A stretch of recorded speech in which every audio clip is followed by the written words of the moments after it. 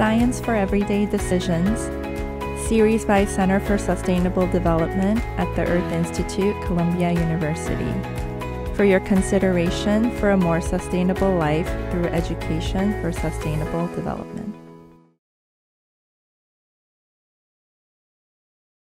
So thank you, Jahnavi, for joining our session today and leading this session. This is Jahnavi Bhatt, and she is a prolific writer. She teaches creative writing, and I hope that all of us, adults and youngsters, are able to gain some skills, because I think there is a skill to creative writing, and we are honored that Jahnavi is here to tell us about these creative writing skills so that we can use it for our own purposes, especially for giving a correct voice to environmental issues, because sometimes we all need help in writing, and for me it's very hard because this is not my native language. English is not my native language, and I have to write and rewrite, and I don't know sometimes is it grammatically correct or not. So I think it's very helpful for all of us to gain these skills so that we can see, counter check our work, and coming from a fantastic writer herself, we can see what are the processes that she follows so that we can follow or try to replicate the processes that she usually follows in her writing. So thanks, Jahnavi, for doing this. I know it's a crazy time, and thanks for agreeing to do this session with us. And we will be recording this session so that all our eco-ambassadors, including adults and youngsters, are able to use these skills and refer to it whenever they want to, whenever they are in need of, and when they are writing their pieces. So over to you, Jahnavi. Thanks for being here, and I'm sure it will be fantastic. Oh, thank you. Thank you for having me. It's an honor. It's nice to, connect with everyone, with the community, and, let's get into the session. We have an hour and lots to do. So the presentation, I'm calling it, Don't Tell Me Words Don't Matter. So this is from President Obama's famous speech, where, he said that words matter, what you say matters.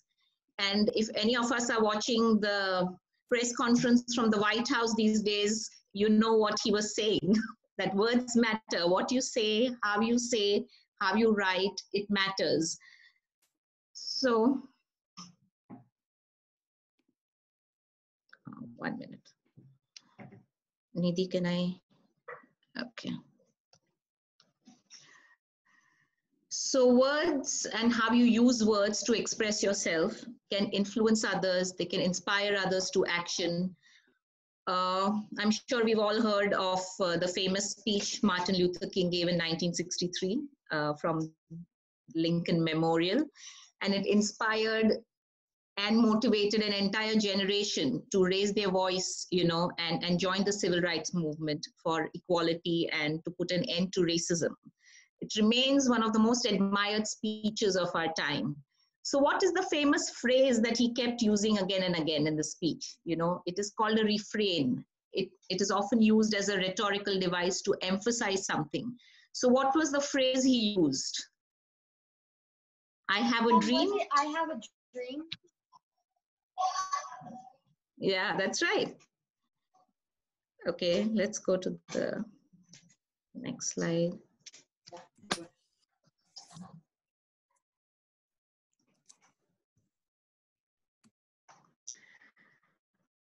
Now,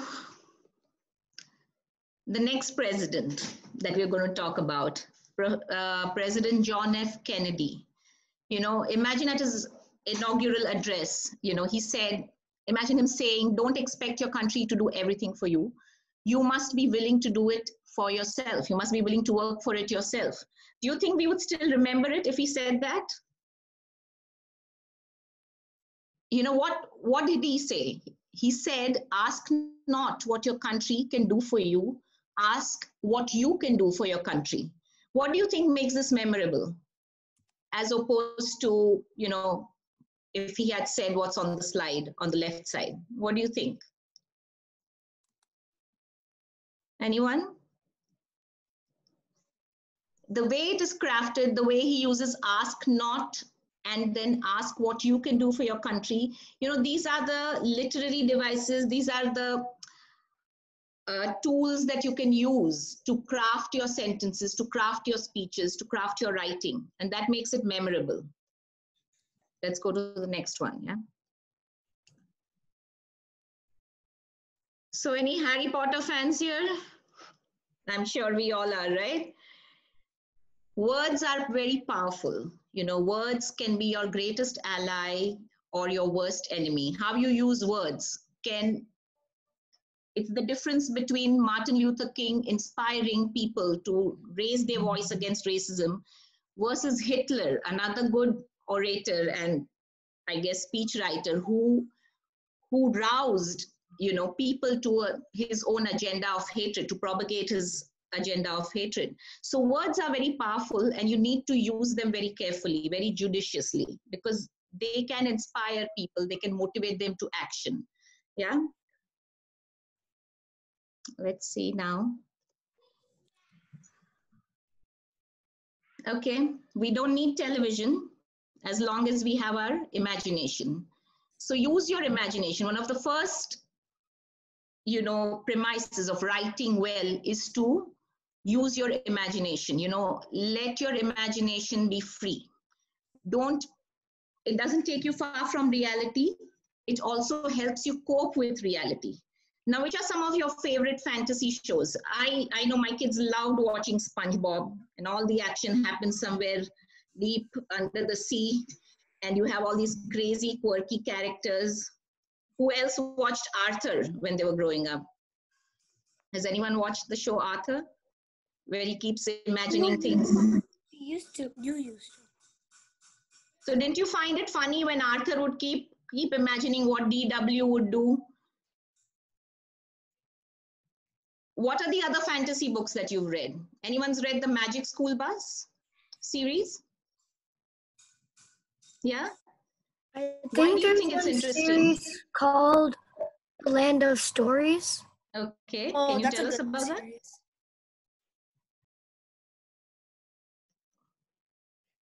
Can you tell us about that? What is it about, and what makes you, you know, like the series? So technically, it's about twins who receive a book from their grandma, I think, and then they open it up and then get sucked into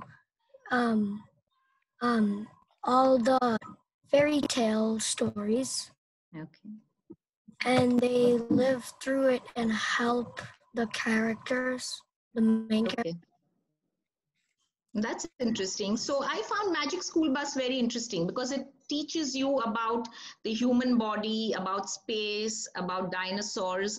And you had this teacher, Mrs. Frizzle, who took her students every time in this Magic School Bus. They actually went inside the human body and learned about, you know, how all the organs work, how all the systems work. So it's so much more interesting than just, you know, reading a science book, which of course, I'm not saying that you shouldn't read, but at a young age, this is a nice way of you know, learning about something in a fun, in an imaginative way, you know. So when you're writing, use your imagination. Don't worry about how you're going to be judged, or, you know, just be yourself, you know, use your imagination. So one of the most important things for you to be a good writer, to write creatively, is you need to be a good reader. You need to enjoy books. You need to read a lot, you know. So reading helps you understand, and you learn subconsciously how to imbibe words, how people have expressed their thoughts, and you learn without actually, you know, sitting with a book on how to write well. If you read books, you read different authors, it helps you. You can tell me now, who are your favorite authors? Anyone? And why do you like them? My favorite author is Lauren Tarish. I'm sorry. Lauren Tarish. Okay. And why do you like this author? Well, so she's a historical fiction writer, and Okay. I like her stories because she earlier, before I started reading her books, I didn't really like history, but since she put it into like a kid's or someone's point of view, it made it more interesting, as if you were in there. Yes, so it's more palatable. So it's how it's written, right? You can employ like Harry Potter books or Lord of the Rings. When you read those books, you learn about some things. You get into another world altogether. So reading fiction, non-fiction, all kinds of books, it helps you become a better writer.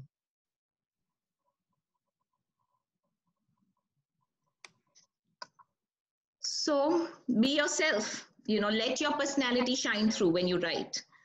So as Dr. Sewell says, in the most simplest manner, today you are you, that is truer than true. There is no one alive who is youer than you. So you should read a lot of authors, read different kind of books, but develop your own distinct voice, Use that, use the books that you read, the writing of others to develop your own voice, different forms of writing. You can read the labels on a cereal box because they have a particular style of writing. Or you can take a newspaper advertisement, you get those brochures or catalogs. Each piece of writing, each medium has a different style, a different tone. A business letter may be very different from an email written to a friend. A newspaper report, which is telling you facts in an objective manner, as opposed to an editorial, which is giving personal opinion on an event. So read different forms of writing and that will help you write, that will help you write for different mediums. So it's very important that you read different kinds of writing, fiction, non-fiction. Okay, one thing I tell most of my students to do is to keep a diary. Write about your day, write about things that happen on a daily basis. And just don't write, oh, I got up, I went to school, I came, I did my homework, I went to sleep. No, that's not what you do. Write about things that happen and then write about your thoughts. Every day, I'm sure we have experiences that get us to think, we feel certain emotions about something that we've experienced. So write about it, write about your thoughts, your reflections. So this helps you express your ideas, your emotions, and it's nice to express that, right? Another thing that I tell I would advise all of you all to do is to write a book review. Now, I'm sure right now is a time when, you have so much time on your hand. So you should be reading a lot. There are a lot of online resources. In fact, the town is also going to give you some community service hours for reviewing books at the Melbourne Library. So I think everyone should take advantage of that right now. And write a review of every book you read. Learn to summarize the plot. What are the main events? To analyze the characters, what you like, what you didn't like. What do you think should have been different? This builds your comprehension, your critical thinking skills. It helps you organize your thoughts. We'll talk about writing plan, coming up with the writing plan later, but this is very important. So keep a diary, keep a reading log of all the books you read, review those books, that will get you to write every day about something. And writing is all about practice. It's not just that, oh, he's such a good writer. No, we can all be good writers. If we follow certain guidelines, we can all write well.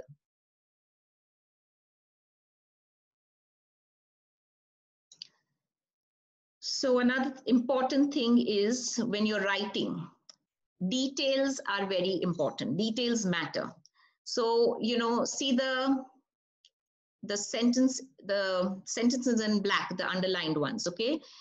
Now, this is what you have to write. Summer break started today. It's a sunny day, so I will go to the park. Okay? This is expressing something. But the same thing, you can write it like this. Yay, today is the first day of summer break. It's warm and sunny outside and the birds are chirping. I'm going to take my new red bike from the garage and go to Giro Park.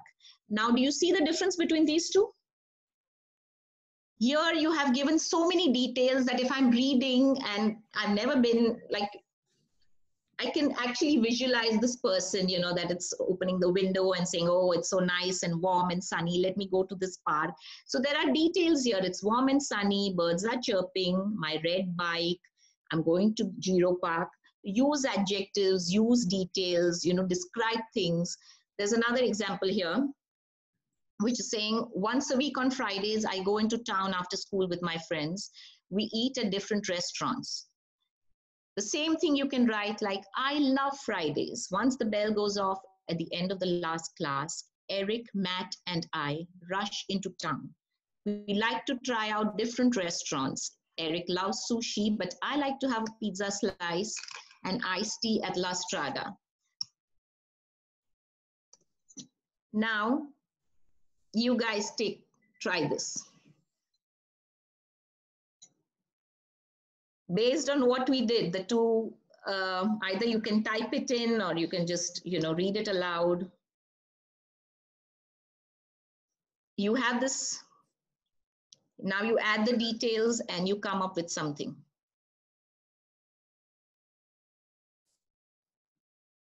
Anyone? I see Vidya is writing.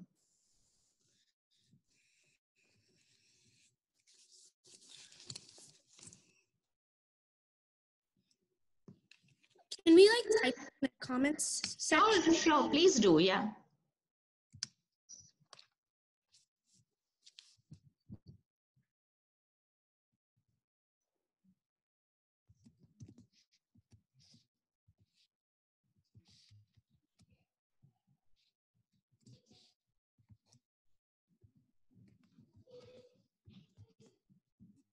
Just expand on it. It need not be like one long paragraph, but just like 3 sentences, 4 sentences, but giving a lot more details. And you see what a huge change it makes when you write that way, when you give details, when you add adjectives, It's like building an ice cream sundae. Like you start with the plain, then you add the nuts and the sauce and the fruit. And so this is all that makes it just that much more, attractive.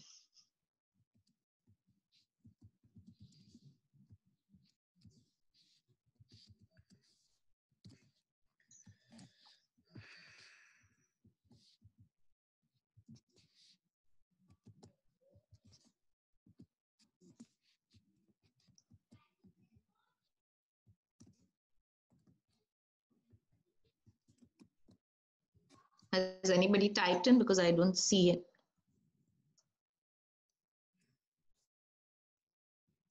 Vidya is saying something? Can't hear. Because it's kind of long, so. No worries. Go for it. Okay.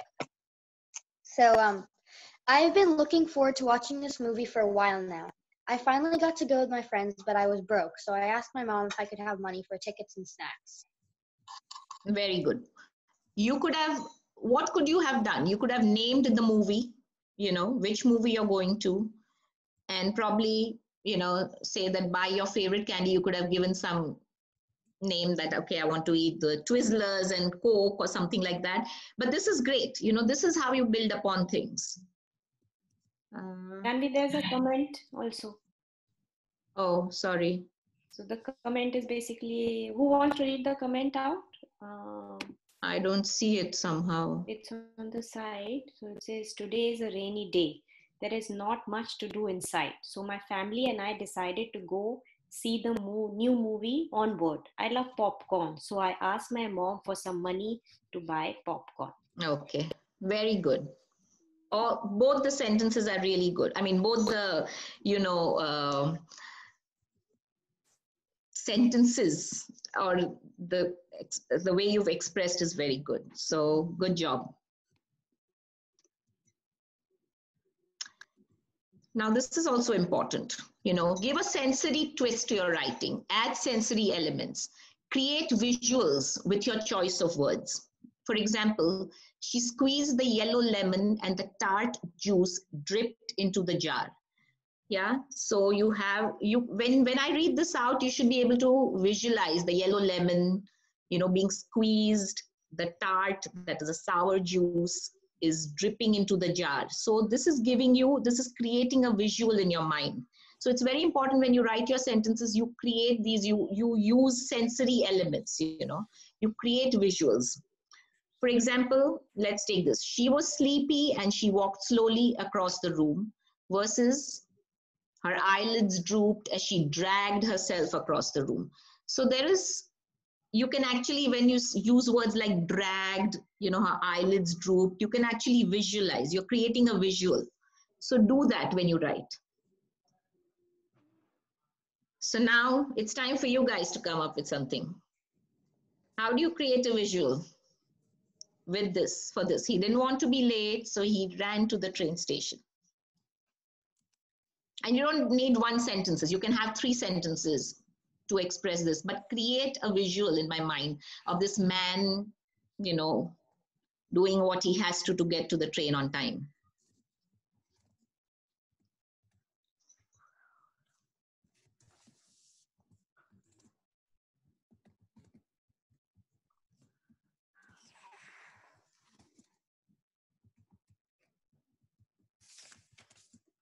Running.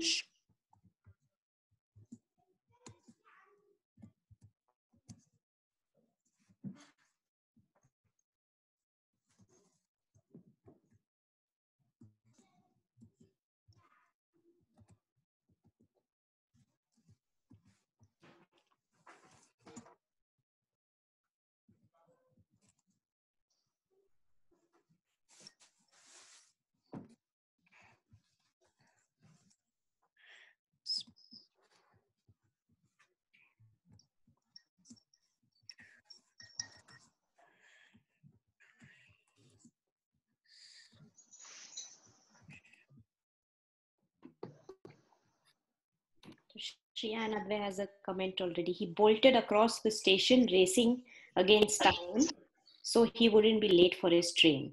Okay, very good. So see the words like bolted, you know, you could say that he, you know, elbowed his way through the crowd. He kept checking his watch as he ran across the, you know, platform. There are a lot of ways in which, so this is very good. Anyone else? I'm not somehow able to see the, yeah. Ishika's comment is he was about to miss the train, so he dashed to the train station. Okay, very good. Oh, I have one. Yeah. The man checked his watch. Oh no, he was late. He grabbed his coffee and jacket and rushed out the door to catch the train before it left. He sprinted 3 blocks to get to the train and finally made it on time. Exactly. So now here you have the details and you have use the right words that create a visual, that conjure a visual in your mind when you're reading. I have one. Yes. He quickly, wait, no, that's not mine. He dashed through the crowd of people as he glanced to look at his watch. Suddenly, he started sprinting to the train station, nearly bumping into an older man. He was going to miss the train. Very good. Very good. So let's go to the next one now. So certain things that you can do every day, you know, and right now we all have a lot of time. So we can do a lot of these things right now. So play word games. You know, I always have, when my kids were growing up, I used to tell them to come up with a word of the day. You know, look up a new word, find the meaning in the dictionary, use it in a sentence. And during that week, anytime in school, you know, try and use it in your writing. I remember in elementary school, you know, you do a lot of writing, and Fridays, the words that you use, you make sentences with it, right? That's what they do in elementary school as well. You can do that at home. You know, try and find a new word and then look up, you know, online in the dictionary on how that word is used. You know, what does it mean? How can you use that word in your writing, in your conversation? Because this is the best way to build a vocabulary. You know, some years down the line, just to sit with that SAT book or going through the vocabulary section is going to be, you know, very boring. This is a nice way. Every day you come up with a word, and you don't have to be like the kids in the spelling bee, you know, where you have words that you're never going to use. You don't have to, you know, get into that. Just regular words, you know, try and find words like synonyms for something. So when you were writing a paper, say on I'm inspired to do this. Okay, then try and find synonyms for inspire. And in that paper, you don't have to use inspire again and again. You can use other words, other synonyms. So it just makes your writing more interesting. Another thing that, I really enjoy doing with a lot of my students is word associations. Okay, so what do you associate a word with? And it's not just the synonym. You can associate it with a color, emotion, a feeling, whatever. For instance, jealousy. Okay, so I've just put together something that came to my mind when I thought of this word. So the words I associate with jealousy is green, monster, vice, sin, something that is intense, envy, and dark. So now I have 2 words for you guys. Take a pick and come up with word associations. So you have one word is tree, because you're all eco ambassadors. And the other thing right now is very topical because we are going through this pandemic. So what do you associate? What are the words that you associate with this?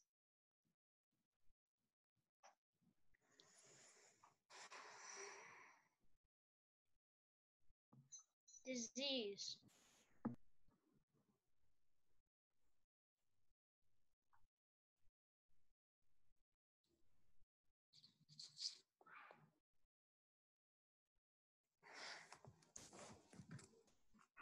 I would associate pandemic with the crisis. Okay. Crisis, what else? Ishika is saying trees outside and green. Okay. And Sachin is saying pandemic, disease. Eva, Yes. green leaves, branches, bushes and bushes, which are the trees. It could even be some books that you read.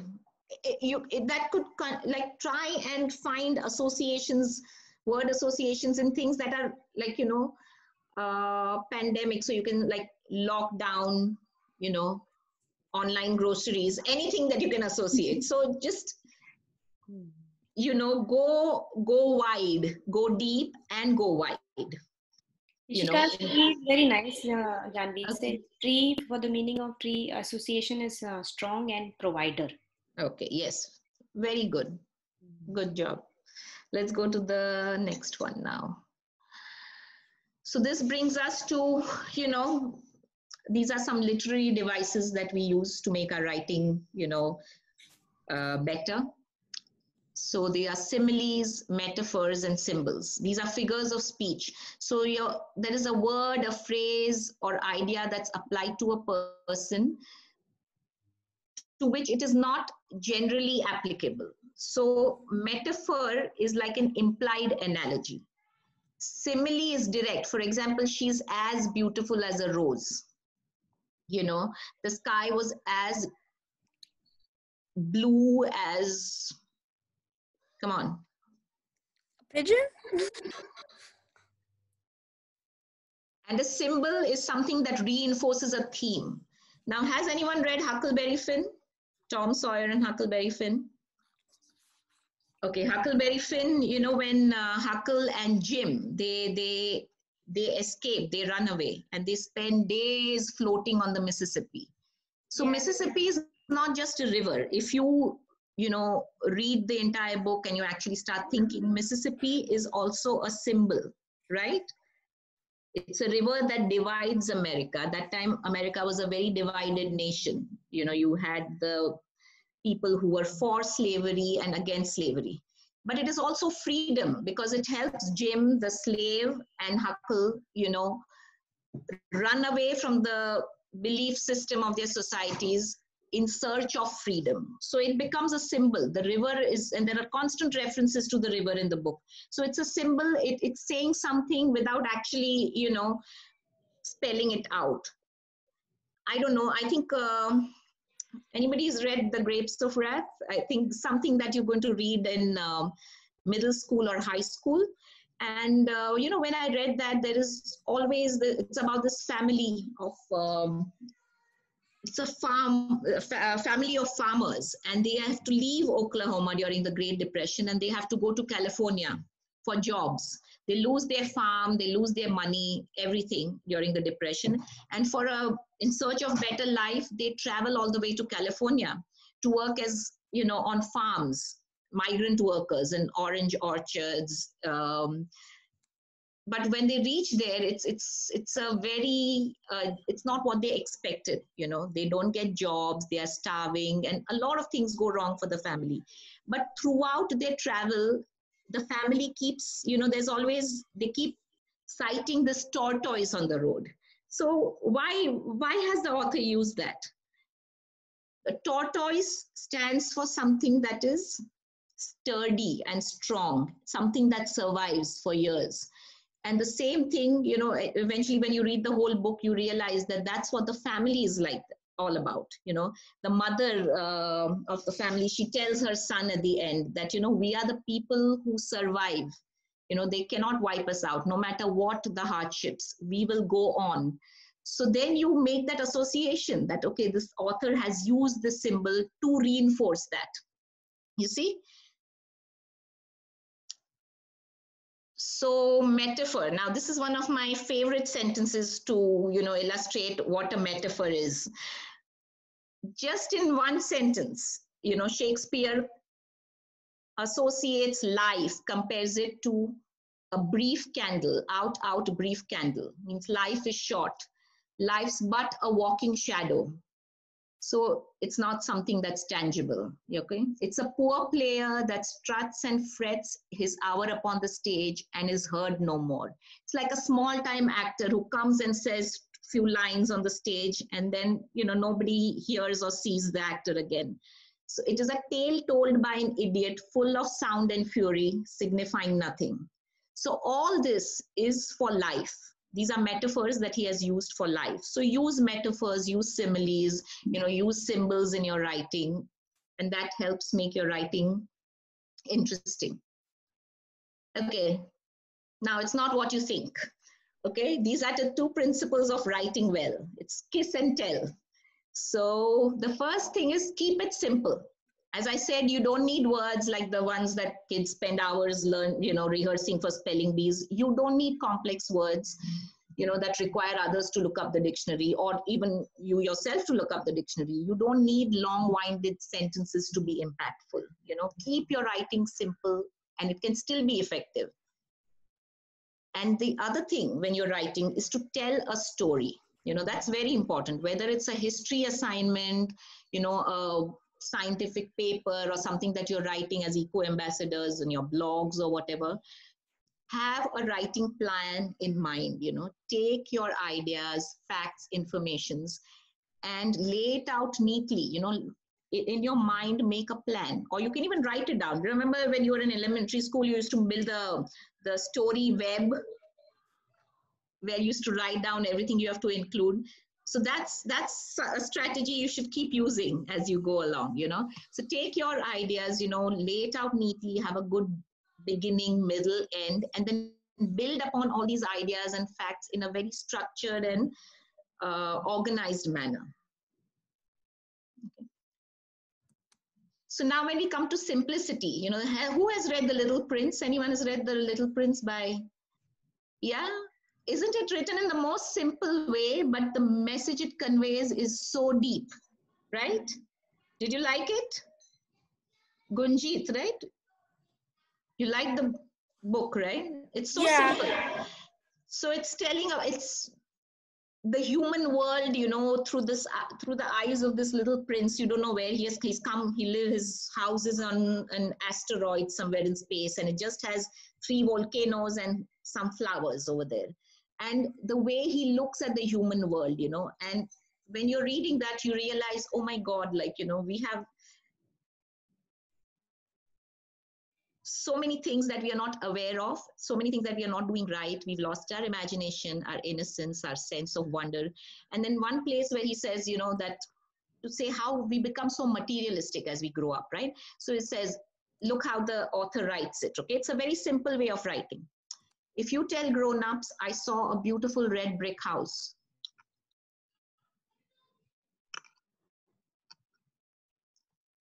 Okay, I can't. Anybody would like to read it? Because this is stuck over here and I can't read the, yes, please. Yeah, Yeah, go ahead. Yeah, please. Okay. If you tell grown-ups, I saw a beautiful red brick house with geraniums and at the windows and doves on the house, they wouldn't be able to imagine such a house. You'd have to tell them I saw a house worth 1,100,000 francs, and then they would Francs, yeah. a pretty house. Yes. So if you tell somebody that, oh, it's such a pretty house with flowers and all, then grown-ups will not be able to imagine it. But if you tell them, oh, it's like 100,000 francs, they'll say, oh, it's so pretty. So what does it say? Without saying that grown-ups are materialistic, this is such a nice way to convey that. So, find different ways of expressing yourself, and you can use the simplest of language, to do that.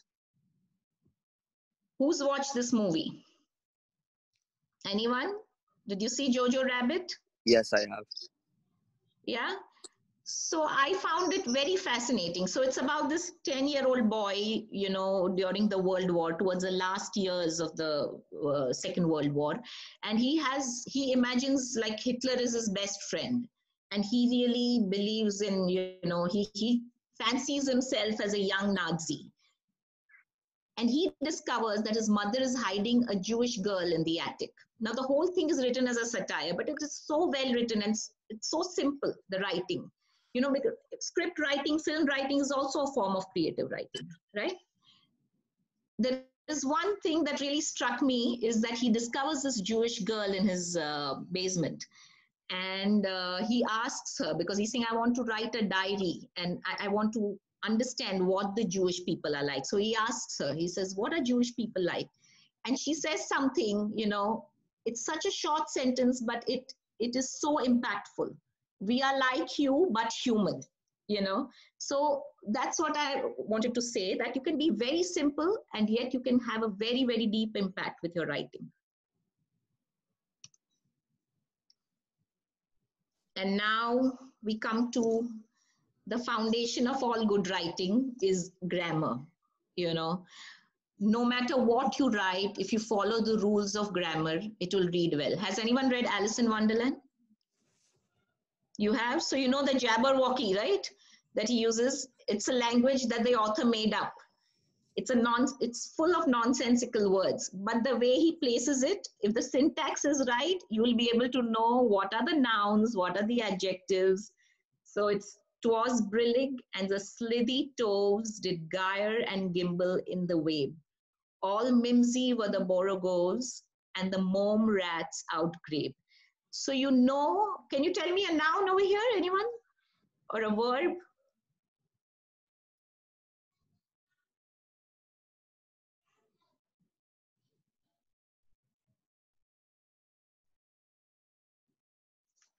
Don't you think did, gyre, and gimble sound like verbs?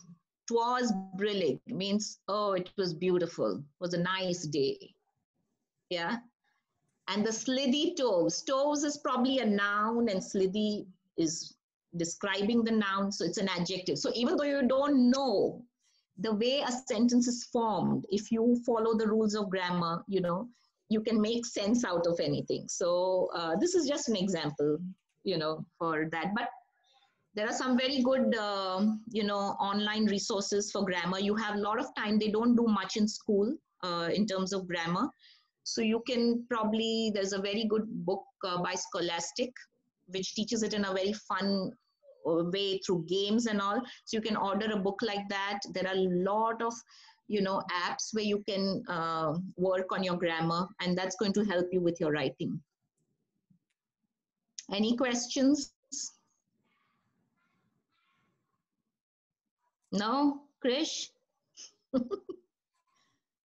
Any questions? Any comments? Anything? Any discussions? I have a quick question. Yeah. So when one of your slides you had mentioned that you need to have a writing plan in mind. So what I usually do is that for me writing a blog or something, I have to live the blog. So I keep collecting all these thoughts in my mind, but I don't place them or organize them. And what I do is that whatever comes to my mind is very organic. So I just write with a flow. and then I keep rewriting it. I don't like organize it structurally. So I don't Which know is also fine, because that form of writing, I think as you mature, it's called the stream of consciousness. So it's like whatever's coming into your mind as the thoughts flow, you write, but you can still be like, I read your blog where, on the Guardian, the crowdsourcing, right? So it was written in that style, but it still was written very well because it was what you were thinking at that time. So that is also a way of writing. It's called like a stream of consciousness. A lot of authors use that to write. And or should it be a better way, like can I organize my thoughts, write all these facts and figures and things, and then try to weave a story around it? Would that be a better way of organizing? It depends on what kind of writing. For instance, in that blog where you were just like, thinking of something. So I think it went very well because it was your reaction to an article and all the thoughts that came to your mind. But if it's like an assignment, like a history paper that you're writing, or it's a blog on a certain topic or a newspaper article, then you need to have some kind of organization, that this is what I'll write in the beginning. Maybe this paragraph will be about this. Especially, for their school, it's very important because that's how they ask them to do their assignments. But it depends on the kind of writing. Like what you describe is also a way of writing. And, it's also great. So I consciousness. I think Sorry. Yeah, I have a comment to make.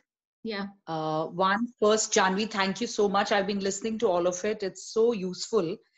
Things that you mentioned, just to be reminded, and I'm sure Vidya's age group felt very, very informed, but even for us to be reminded to add those sensory details and things like that is certainly very helpful. So going back to Radhika's comment, where I appreciate, Radhika, that you're at least revising your draft. Many of us don't even revise it, right? So even when you are doing a stream of consciousness of sorts, yours is, it's not an unedited version which you're presenting. And that itself is a very good thing, as Jahnavi would probably comment on, right? Yes. And then number two question that I have for Jahnavi is, Jahnavi, you mentioned a couple of books like Grapes of Wrath and even Huckleberry Finn for that matter. I can imagine that Grapes of Wrath, like, is there an age group that should be targeted for these books? Or can I ask Vidya to pick up a Grapes of Wrath? Because it's such an intense book if I would think that way, right? But nonetheless, you say it's okay, or is... You know what, when I was growing up, we had these abridged versions of classics. So I read like, books like Wuthering Heights, Pride and Prejudice, The Mayor of Casterbridge. They were all abridged. So I don't know if that's still available, but that's a beautiful way of getting kids to transition to reading classic literature. If they like that, if the story kind of, fascinates them, then, and a lot of people, I've seen a lot of kids at a different levels. So there are some who are reading way beyond their level. So I think it's more like the kid experimenting and reading different books to see if she can really grasp. Okay. You may have a book like Little Prince where, at every stage of your life, it means something different, like Animal Farm. It's so deceptively simple, and it means different things, at different stages of our lives.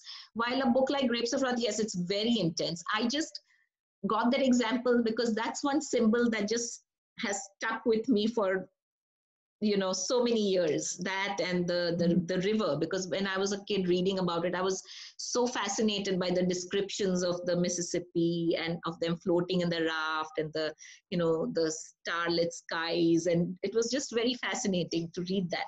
But you're right, I mean, it's you can give them the book, you can see how they take to it. I tell my kids, it's perfectly okay, you don't like it, you stop reading that, and but who knows, you may like it, you may be able to comprehend.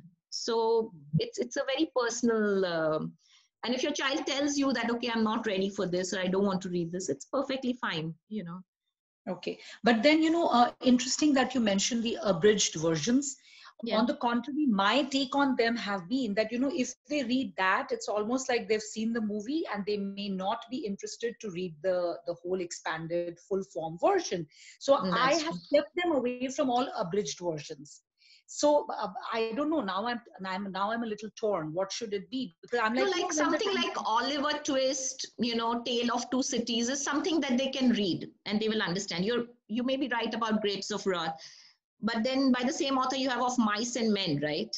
That they are studying in middle school as well. So maybe, first you get on to Of Mice and Men, or, Animal Farm before you go to another, but you're right about the abridged version. See, in my time, we didn't have all the distractions of, screen and Google. And so we just had books. Yes. And if I liked a story, I would go and want to know more about it, or read, the actual version, because there's so much, something like Pride and Prejudice, right? I think Vidya would love Little Women. They love Little Women, yes. Yeah, so those are the books that, there's not too many themes or too many things that they need to digest or comprehend.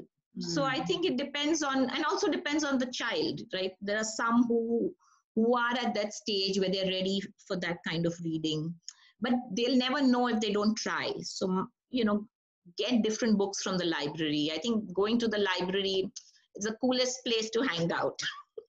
Very true. We didn't have Kindle and all when we were growing up. So we spent a lot of time at the library. Yeah, very true. And about this lockdown, I think this is the only thing that's really, pinching us all, is the lack of the library. So as much as you can tout the online availability, it's totally not the same thing, especially if you have a ritual of actually going, which our family does.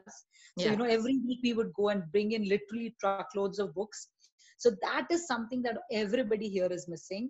And as you rightly said, books are certainly good companions. In fact, the reading of a book, the leafing through the pages, the smell of a book is in itself a sensory experience that we're talking about it, right? For me personally, the Kindle is great if I'm traveling and I have like 15, 20 books on that, but the whole process of just sitting with a book, and it's something different. It's going away, unfortunately, but So again, one more question. I don't want to take it all, but just because you mentioned metaphors, idioms.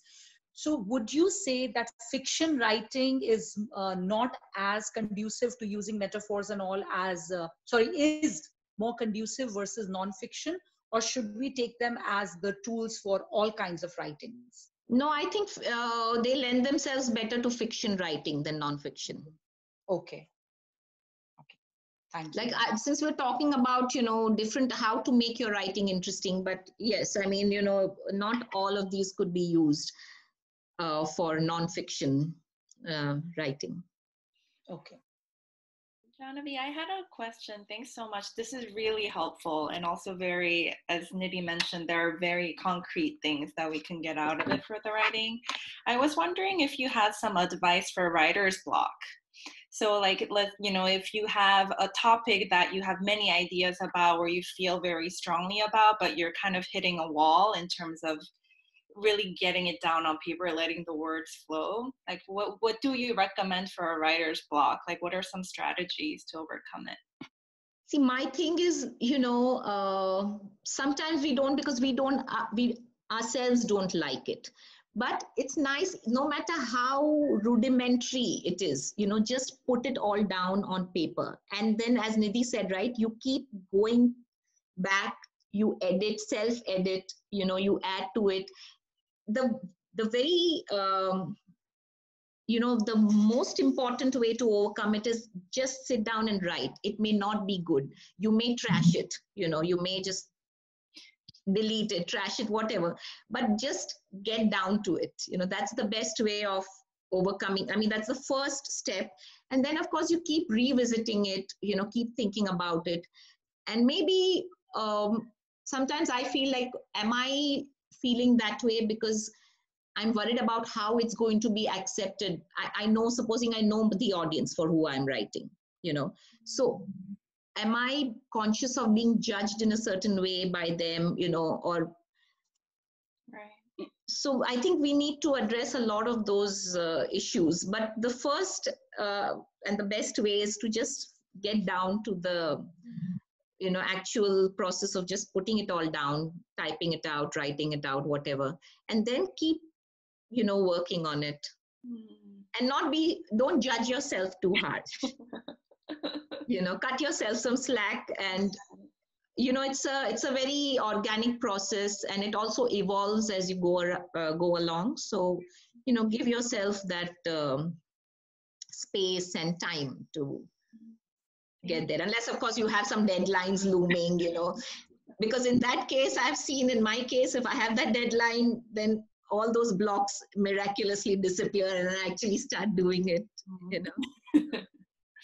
Yeah, no, that's great. Thank you. So just get the words on paper first, and then worry about. Yeah, just get down to, and start writing. It may not be good, you may not like it,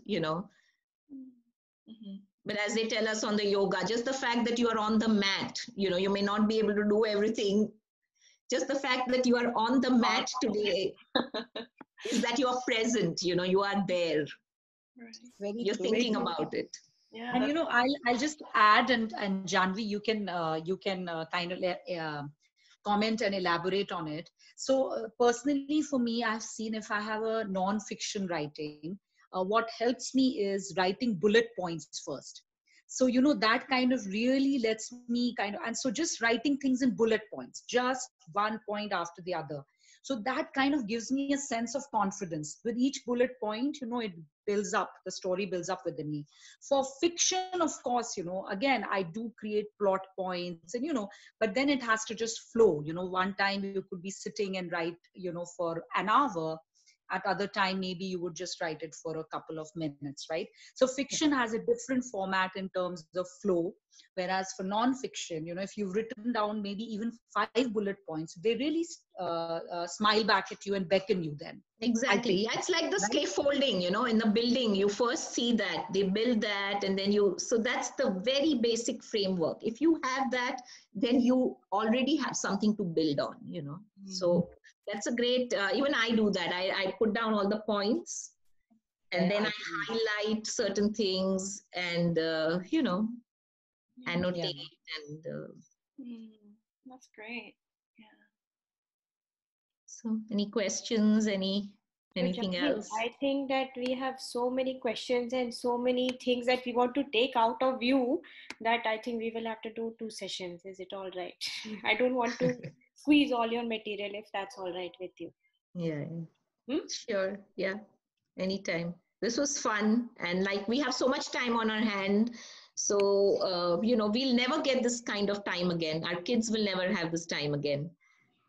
I don't know. I don't find time because I'm constantly cooking and cleaning, but the kids will never have this time again. So I think it's very important to work on the non-curricular, activities, because you will never have this kind of time, to just sit and think and, reflect on things, to read, to write, to, learn new skills. So it's very important that, we should make the most of it. It also keeps you distracted from everything that's happening, which is very sad, but, you can use it for some kind of, growth, personal growth. You can write about what you feel. Yeah. We're all undergoing so many feelings right now. How about just putting it down on paper? How about writing, maybe a poem, as Nidhi, had taught a few sessions back, on putting it down on paper. Write a blog, write an article, write a diary. Diary of Anne Frank. Who's read that? Anyone here? Yeah. So she was in a small little room cooped up for so many years, and this is what she wrote. And now to this date, right, we refer to that.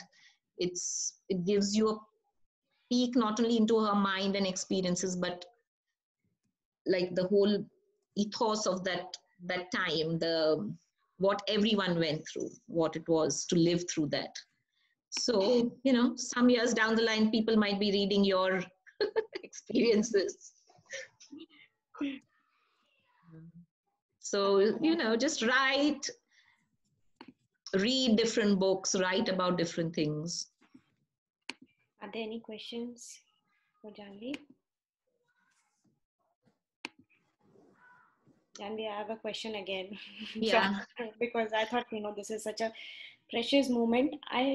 For my daughter, she reads a lot, but when I ask her to summarize something, that summary goes in all sorts of direction and I lose patience, and the summary lasts for like half an hour. Yeah. So I don't know how to. that is why the reading log, right? I tell them that it should not be more than 2 paragraphs. The first paragraph should be the summary of the book. So give her that, the parameters, the restriction, create that for her, for a review. That the first paragraph should be what the book was about, the plot, the characters, the main event, the conflict, because they learn that in school. Those are the main things that you write about. And the second paragraph should be your feelings, how you felt reading that book. What triggered, what did that book trigger it for you? Like, what did you like, what did you not like, what made you sad, or what made you happy, and what would you want to be different if you were writing this. So I think I used to tell, and I tell my students also, to keep it just for 2 paragraphs each book review that they write in their reading log. So the first paragraph should be what the book is about. For somebody, if I want to know whether I should read that book or not, they should be able to tell me in 1 paragraph about that book. What is it about? What is the central idea, the theme? Because when they go, a lot of their writing, I don't know, the middle school and the high school students over here, right? Each assignment starts with the thesis. That practically summarizes what the entire book is all about. So, I think you should give them that, even when they are speaking, it's very difficult to tell them to just, but when they're writing, you say, I want 2 paragraphs. I want the first paragraph to be this first. And the paragraph should not run into 1 paragraph should not run into 3-4 pages. But, if we tell them that, okay, this is the area in which you, I think they eventually start getting that. So. Thank you, Jahnavi. Jahnavi, I have a question too. Yeah. As Radhika said, her daughter is like, she reads a book and she keeps on writing. Mine is like, if you tell them to write, they will write in 2 sentences and it is done. How do I develop that interest in even reading? I'm like, if you tell them to read, the Wimpy Kid is something which they would like to read. The Smiley is one which they would like to read. But if you tell them any fiction book or anything which is little intense, they don't want to read. And even if they read because I have said, they don't want to write. Yeah. So what, a lot of my students, they have the same issue. So if somebody's interested, if your daughter is interested in history, so then initially you push her towards reading the books that are based on topics that they are really interested in, and that will get them. Once they start enjoying, then introduce something that is in between, like history and something, and then you graduate to that and make it like you kind of cannot force them into anything, but they say 1 book a week, you read this book, you write this, then you get this, not like $5 or something like that, but we'll do something which is like not non-material, something that they enjoy doing. Right now nobody's going out or doing anything, but otherwise you have this reading log. Okay, for every 10 books you get this, you collect so many stars or whatever like that you get. Some of the kids are young. I'm sure no middle schooler cares about those stars and that ice cream and this thing. So that is why it's very important to catch them young. Lot of these for all those who have young kids, this is a great stage where you can get them interested in this. Sounds good. I'll try. And if I'm not successful, I'll helping you. Definitely. Sure. Definitely. Thank you so much. It's already Thank you. I enjoyed doing this. Thanks, Radhika, for giving me the opportunity to do this. And I hope that we can bug you again and you need to do one more session, because we feel that, now we will follow your tips, and so will the eco ambassadors.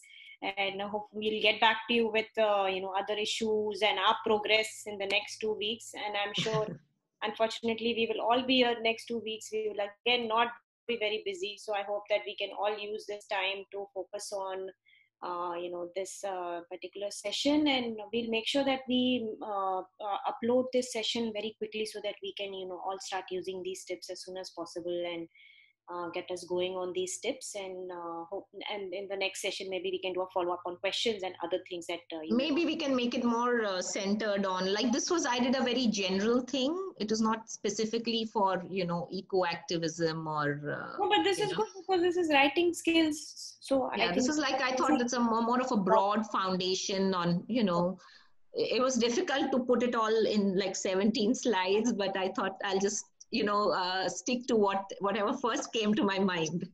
It was really good, Janvi. I'm like, even if it was not eco ambassador, I think even I learned something. So I really liked it. Yes, thank you everyone. Thank you so much. And thanks for everyone to join the session. And as I was saying, we'll follow these tips and get back to Janvi again. And thanks to everyone who's joined the session today. Thank you. Thank you, Janvi. Bye. Thank you. Thank you so much, Janvi. Thank you.